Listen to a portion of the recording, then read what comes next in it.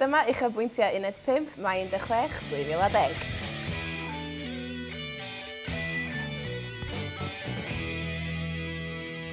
Ar ôl i'r hydia'n gyfweld ar Rhodri Williams, nathon ni ffeindio allan be oedd o'n licio. Rhywbeth i newydd ysgu nawr, un o fans mwyaf Boyzone, Rhodri Williams. Dwi'n licio, dim byd yn bod yn ni, dwi'n licio Boyzone. A dwi wedi cwrdd ar hwn yn cwpl o weithiau, ond ar ddechrau Marathon Llundain. Achos ges i'r fraint o ddechrau gyda'r bobl pwysig. So ni'n mynd, ddim yn un bach yw e. Dwi'n licio roi cwtch i bobl, ti'n mynd? Pwdin o gaeth yn ei dysil, a be oedd tudur y feddwl yno, ti'n bad? Can amdani, Tid. Owch i'r wefan uned5.co.uk os ydych chi eisiau unrhyw sais mae'n gaeth wedi wneud, neu hwn. Ella bod rai chi wedi bod ddigon lwcus i gael ticedi ar gyfer penwythnos mawr Radio 1. Wel, oedd Aled Hayden Jones o Radio 1 yn y stiwdio dysil yn siarad am y penwythnos. Ti wrth gwrs i'r boi sy'n gwybod pob dim sydd i wybod am y penwythnos mawr. Ti wedi bod yn brysur? Wedi bod yn brysur iawn. Ni wedi cyrraedd bore yma nawr, y Mangor, a mae'r tîm i gyd yn dod fyny. Mae Rachel a Matt Finch yma, a mae Chris a Dave. Maen nhw ma'n barod. A mae Chris a Dave ar y ffordd reit nawr lana. Mae ti efo ni, a ni'n mynd yn byw yma am wythnos. Waw, wel chi yn lwcus, ydych chi. Beth yn union fydd dy gyfrifoldebau di felly dros y penwythnos? Dros y penwythnos mawr, wel mae pabell da fi y surgery. So, bydd ni'n siarad efo lot o celebs a pobl enwog amdano bywyd nhw a be maen nhw wedi dod ar draws pan nhw'n tyfu fyny. A hefyd, bydd ni ar y llwyfan mawr. Yn gweud helo yn Gymraeg. Mae'n rhaid fod lot o iaith Gymraeg ar y llwyfan mawr flwyddyn yma. Ti byddwn ni a'n helpu. Wel, mae'n disgwyl i weld ti na. O, ti'n fod na, dwi'n ti? O, dwi'n glei. Lwcus iawn. Na'r gweithau, siwt i'ch chi'n mynd ati i benderfynu ar gwahanol leoliadau yn enwedig Bangor o bob man yng Nghymru? Wel, oedd rhaid yn ôl i Gymru cyn hir, a dwi o Gymru, a o'n i yna'n gweud, please allan ni'n mynd nôl i Gymru. O'n i eisiau Aberystwyth, ond nath o penderfynu ar Bangor yn y diwedd. Mae nhw'n wneud mannau sydd ddim yn cael lot o, sydd ddim yn mlaen, felly mae Bangor, bod chi'n cael stwff clasurol, chi ddim yn cael pobl fel Rihanna neu Cheryl Cole, neu pobl fyna'n dod draw yn aml, felly dyna pam ni'n dod o fan hyn efo'r celebs mawr. Wel, fi yn gobeithio gweld Rihanna yn cerdded lawr stryd fel Bangor. Fi siŵr bydd hi na. Nawr, fi hefyd yn clywed bod chi ddim yn chwilio am wahanol leoliadau rownd y gogledd i darlledu rhaglen Chris Moyles.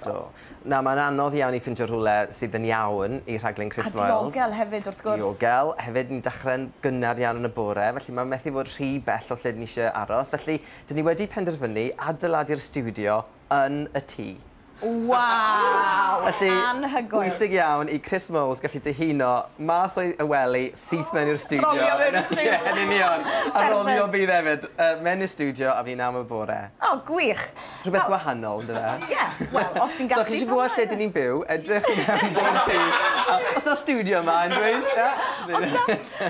Nawr gweithau, mae'r line-up yn anhygoel ar gyfer y penwythnos mawr, ond pwy wyt ti'n disgwyl? Cheryl Cole.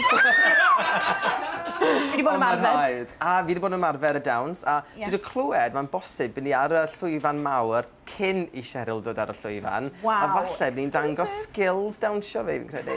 Waw, byddai'n disgwyl blaen i weld hwnna. A fi eisiau gobeithio aros ar y llwyfan, felly fi'n Cheryl Cole dod arno. Fi'n mynd i sylweddoli fi dal na a dawnsio fo hi. Yn y cefndir, jyst y dawnsio yn y cefndir. Mae yna ffilm Robin Hood yn y sinemau rwan efo Russell Crowe yn actio ddi, ond mae yna ddyn o Gymru ni fyd, dyn stents ceffyla, Dylan Jones. Mae fel yn ei Robin Hood y fanna, ac yn ymddangos yn y ffilm, mae Dylan Jones. Wel, be yn un o'r rôl di'n y ffilm, Dylan?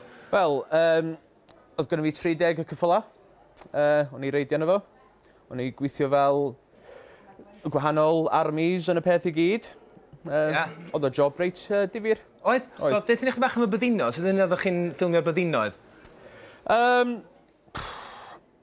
Ond oeddech chi'n ei mwy nag un cymeriad mewn gyrra? Oeddan. Oedden ni syth un scene i fewn un costiwm, wedyn, fel mynd yn ôl i newid, a reidio fel rhywun arall, basically. Faint o cyffyla a reidwyr o'na, lle? O'na dros 150 o cyffyla. 150 o'na? Oedd. Wedyn, beth wneud wedyn? Dyn nhw'n neud hi'n edrych yn fwy ar y sgrin wedyn? Yndyn. Wel, fel ys i ddweud, da ni syth un scene, wedyn da ni newid y costiwms a syth un scene arall, a maen nhw jyst rhoi bob dim at sy'n gilydd. Oedd y CGI allan ar ben? Na, gwyth. I dweud y gwir, oedd Ridley Scott yn bendant, oedd ddim eisiau gweithio efo CGI o'n hwn. So, oedd y gwaith cyffyla, y gwaith stunts, y action i gyd, yn fyw. Wedyn Ridley Scott a Russell Crowe, sut foes oedden nhw? Oedden nhw foes iawn? O, gret. Oedd o profiad bendigedig i gweithio fy nhw. Ti di wneud math yma beth yn o gorffennol, lle? Do, wel newydd dod yn ôl o Gris, dwi fan. O'n i gweithio fel mister cyffyla am mis yn Athens. A wedyn dwi'n wrthi gweithio supply cyffyla at y trydydd season o BBC's Merlin fan. Ti'n gweithio ar Merlin fan? Ynddo, tan October. O ie, lle dechreuais ti felly ta weithio efo cyffyla? Wel, nath y teulu dechrau off y busnes yn y 70au. Wedyn eisiau coleg, i ddysgu drama, bob dim. Wedyn ges i caniad gyda agent yn ôl yn 97. Gweithio ar y feature film Merlin efo Sam Neill i reidio cyffyla. Wedyn eisiau ffeindio allan, wel do'n neb yn dysgu a treinio cyffyla yn professional yn Cymru.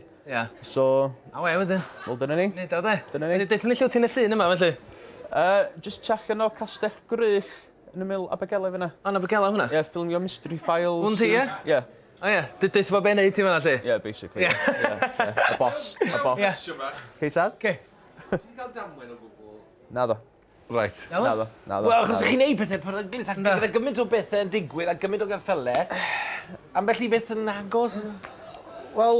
Ti'n gorfod bod o gwmpas dy bethau, mae'n siŵr dweud? Ie, dweud y gwir, mae yna gymaint o waith paratoi bob dydd trwy dydd efo cyffyla.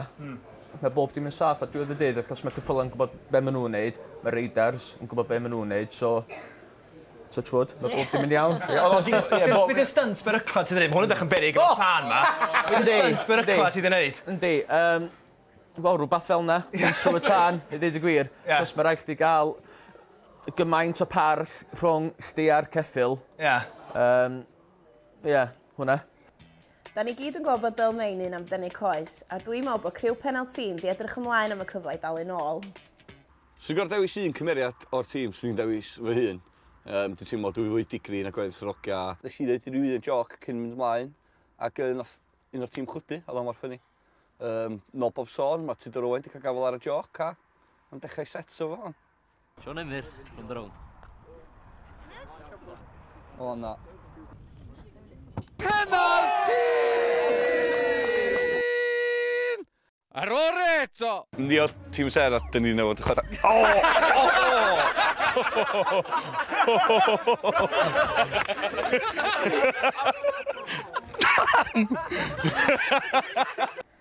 Ai dyma be mae Gwawr yn neud yn ei hamser sbar?